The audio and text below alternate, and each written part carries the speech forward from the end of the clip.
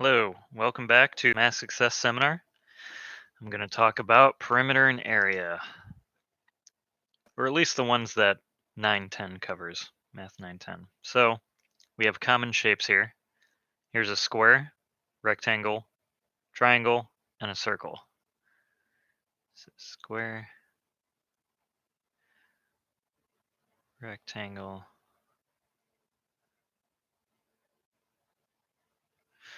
So what is perimeter? What is area? A perimeter is, imagine if you had to walk along this line. You can start at any point, but when you get back to the point that you started at, that is the perimeter. So if we start in this upper left corner, going down this way, that way, boom.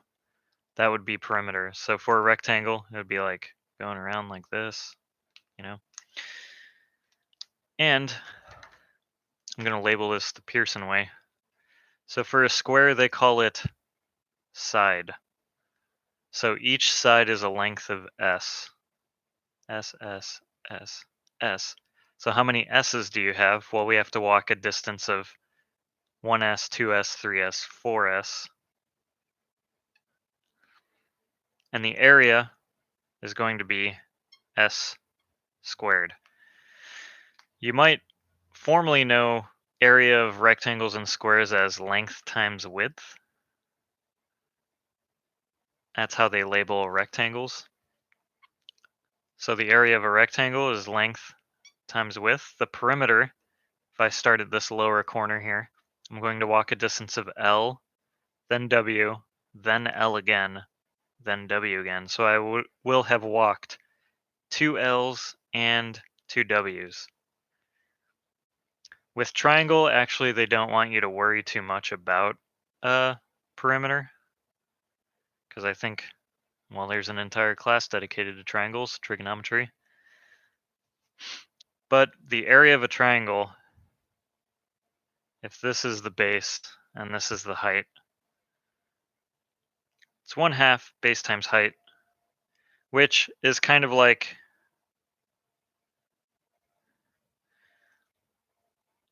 if we had a box base height and we're just cutting it in half. So it's like we're starting with this square, but we're cutting it in half, just that way. You can think of a triangle that way.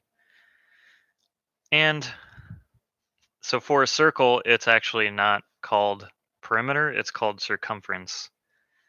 And the important thing you need to know about a circle is R, which means radius.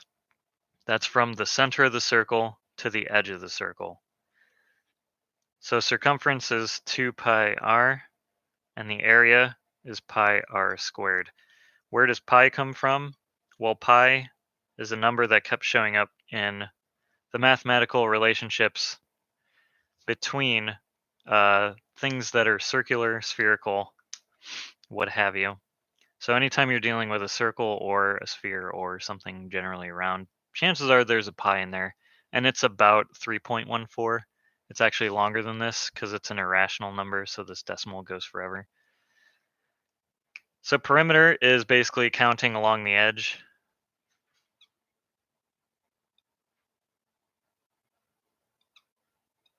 And the area is what these shapes capture.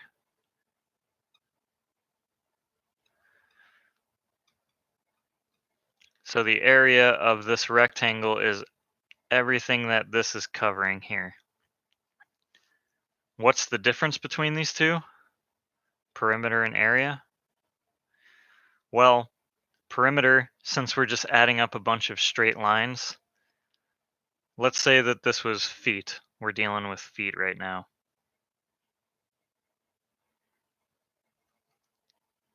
Let me get pi out of the way.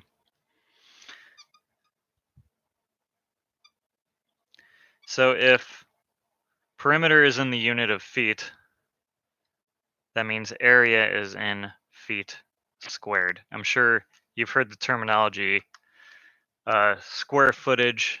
Like if you're apartment hunting, they always talk about, well, how many square feet does it have? That means basically how much floor does it have? How much carpet does it have? Which can tell you how big each room is or how much room you'll have to put all your stuff, you know. So these are the common shapes: squares, rectangles, triangles, circles. This is what you need to know: perimeter along the edge, and the unit is just the unit. They can give you any unit: centimeters, feet, meters, miles. But an area is whatever that unit is squared.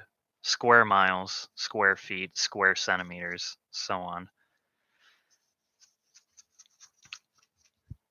So to show you an example, because I know Pearson is always going to try to mess with you. They can really give you any shape. They can give you a shape like this. And this is like 2, 3, 3, and let's say 2.5. What is the perimeter? Well, this is kind of a weird shape. It doesn't fit in anything that we previously talked about. But you can just count up all the edges. So I'm going to start here and go down and then over. So 2 plus 3 plus 3 plus 2.5. That makes 5. That makes 8. And that makes 10.5. So I didn't put a unit on it. Let's say that these are inches. Inches. So my perimeter is going to be 10.5 inches. If we needed the area out of this, it gets a little more complicated. We would have to cut it up into various shapes and then take the area of those shapes individually. Let me think of an example that won't explode, because I think if I try to find the area of this, it's going to get very complicated. But yeah, I mean, no matter what the shape is, you just count along each edge, you add up all the edges, that's the perimeter. So let me do like 3. Let's do 3, 3, 7, 5. Okay. So let's separate. Actually, the last one probably wouldn't have been too bad. But now let's try to find the area of this, meaning everything on the inside of this shape. How can we do that? Well, what is this shape?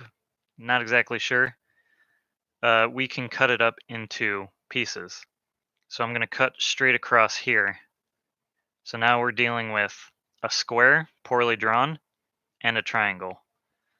So notice this whole side is 7, meaning this side here is 3, and that means this one has to be 4, because this whole length has to add up to 7. If this is 3, that also means that this is 3 here along the edge. So let me redraw these so they don't look insane. 3, 4, 5, and I'm just going to make this one generally smaller. 3 and 3. So what is the area of this? I'm going to make a little triangle, an area of a square. So the total area total is the area of your triangle plus the area of your square.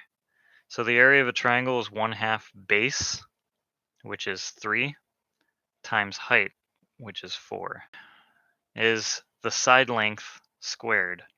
So the side length for these are all 3, so it's going to be 3 squared. And now we just calculate these. So 3 times 4 is 12. 12 divided by 2 is 6. 3 times 3 is 9. So then area total is going to be, kind of ran out of room, but it's going to be the area of the triangle is 6, area of the rectangle is 9, so your total area is 15. And that can be in any units. Let's pretend these are miles. Miles, miles, so this is a farmland or something. So since we're dealing with area, we would put miles in here and it would become squared. miles squared.